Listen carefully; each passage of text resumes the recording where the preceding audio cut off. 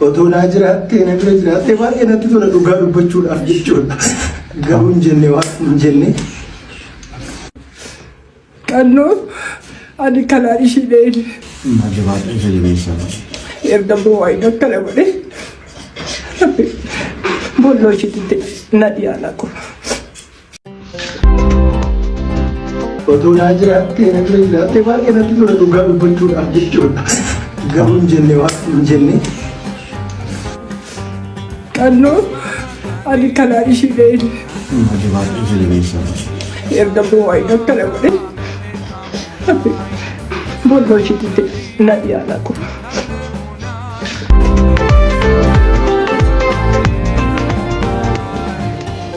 Waa'ee jireenya koo bituudhaan dabarsee reegare bareeda si wajjin karoorsee abjuu qabnaa borii karaa fagoo deemna laaffisi laafte qofaa konaaf gamaa utuun jedhu naafi akkuma akkas taane jalaatti miidhagni. Hireen adda baanee toleena jitaare waan si lafa fooree.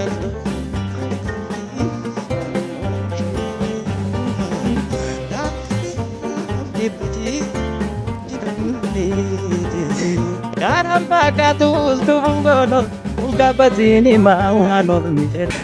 Bolloo ishiitti na dhiyaana kun. Jiraattee na bira jiraattee baay'ee natti tola dhugaa dubbachuudhaaf jechuudha. Garuu hin jenne waan hin jenne. Qannoo ani kanaa ishiidheen. Majabaadha isa jabeessa. Erga bu'aa akkana godhe bolloo ishiitti na dhiyaana kun.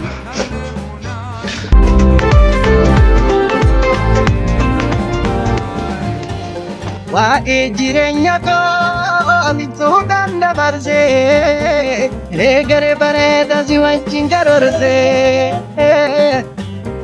abjuu qabnaa borii karaa fagoo deemna laaffisi laafte qofaa konaaf gamaa utuun jedhu naafi akkuma akkas taane jalaatti miidhagni. Hireen adda baanee toleena jitaare waan si lafa fooree.